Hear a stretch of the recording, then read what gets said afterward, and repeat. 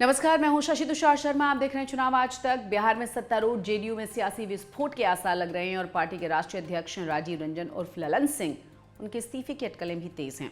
हालांकि जेडीयू ने इन खबरों से इनकार कर दिया है, लेकिन सूत्रों से मिली जानकारी के मुताबिक 29 दिसंबर को दिल्ली में होने वाली पार्टी की जो राष्ट्रीय परिषद की बैठक है, उसमें ललन सिंह अपने पद से इस्तीफा दे सकते हैं। बिहार के मुख्यमंत्री नीतीश के बेहद करीबी माने जाने वाले ललन सिंह के संभावित इस्तीफे की वजह के बारे में भी अटकलें लगाई जा रही हैं। बताया जा रहा है कि नीतीश की ललन सिंह से नाराजगी की जो सबसे बड़ी वजह है, वही रेजिग्नेशन की बड़ी वजह मानी जा रही है। नीतीश कुमार ने जुलाई 2021 में ललन सिंह को पार्टी के राष्ट्रीय अध्यक्ष के पद के लिए चुना था। आखिर 2.5 साल में ही ऐसा क्या हो गया कि नीतीश अपने ललन सिंह से खफा हो गए? उनकी कई वजह बताई जा रही हैं और आइए आपको बताते हैं कि इसकी वजह क्या हो सकती है। ललन सिंह से नीतीश कुमार की नाराजगी की सबसे बड़ी इंडिया गठबंधन में उनकी हैसियत है और प्रधानमंत्री नरेंद्र मोदी के खिलाफ विपक्षी पार्टियों का गठबंधन खड़ा करने के लिए ललन सिंह ने ही नीतीश कुमार को आगे किया था। जब इंडिया गठबंधन बना तो नीतीश कुमार की उम्मीदें एक के बाद एक धराशायी होने लगी। नीतीश को उम्मीद ये थी कि उन्हें गठबंधन का पीएम कैंडिडेट घोषित कर दिया जाएगा। पीएम कैंडिडेट तो दूर, वो गठबंधन के संयोजक नहीं बन पाए। नीतीश के सब्र का बांध तब टूटा जब गठबंधन की चौथी बैठक में ममता बनर्जी और अरविंद केजरीवाल ने कांग्रेस अध्यक्ष मल्लिकार्जुन खड़गे का नाम पीएम कैंडिडेट के तौर पर प्रस्तावित कर दिया। नीतीश को लगा ये कि अध्यक्ष के रूप में ललन सिंह उन्हें प्रमोट करने के लिए सही प्लेटफॉर्म नहीं बना पाए। ललन सिंह की आरजेडी सुप्रीमो लालू प्रसाद यादव के साथ कथित नजदीकियां भी नीतीश को उनसे नाराजगी का बड़ा कारण हो सकती हैं। बिहार में महागठबंधन की सरकार बनने के बाद जेडीयू और आरजेडी एक साथ आए तो ललन सिंह लालू प्रसाद यादव के बड़े करीब होते चले गए। ये नजदीकियां इतनी बढ़ गईं कि ललन सिंह की तुलना सुशील कुमार मोदी के साथ की जाने लगी।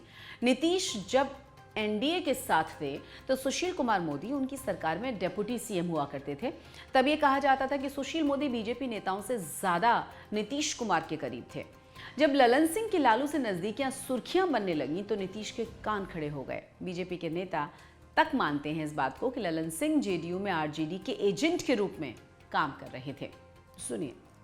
अरे देखिए, जनता दल यूनाइटेड के राष्ट्रीय अध्यक्ष के रूप में श्री राजीव रंजन सिंह उर्फ ललन जी ने कार्यभार संभाला और उसी समय से उन्होंने एनडीए को तोड़ा और आज वो जनता दल यूनाइटेड को भी तोड़ने का लगातार प्रयास कर रहे हैं, क्योंकि राष्ट्रीय जनता दल के साथ उनकी काफ़ी नज़दीकियाँ बढ़ी हैं और श्री नीतीश कुमार जी को प्रधानमंत्री का आईना दिखाना और फिर उन्हें धीरे धीरे राजनीतिक हाशिए पर पहुंचाना, इस मामले में श्री ललन सिंह सफल हुए हैं।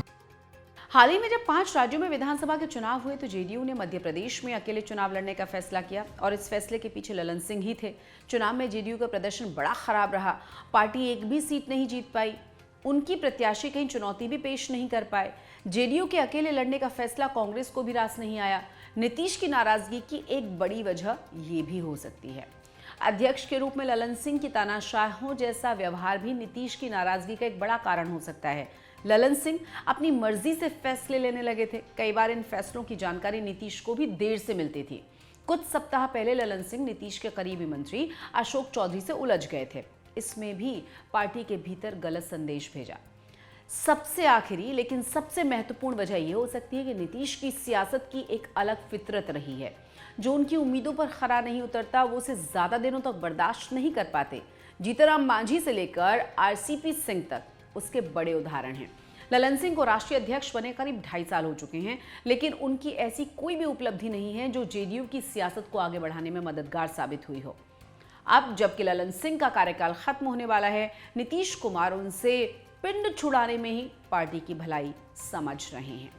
जेडीयू के नेता नीतीश और ललन सिंह के बीच किसी अनबन से इनकार किया जा रहा है लगातार और वो ललन सिंह के इस्तीफे की संभावना को भी लगातार खारिज कर रहे हैं। लेकिन नीतीश जिस तरह से अचानक कभी अशोक चौधरी तो कभी विजय चौधरी के घर पहुंच रहे हैं, उससे तो ये स्पष्ट है कि पार्टी में अंदर खाने बहुत कुछ चल रहा है। कुछ तो ऐसा भी है जिसे संभालने की कोशिश की जा रही है। स्वभाव के विपरीत नीतीश कुमार का ये अंदाज डैमेज कंट्रोल की ओर इशारा कर रहा है। चुनाव आज तक।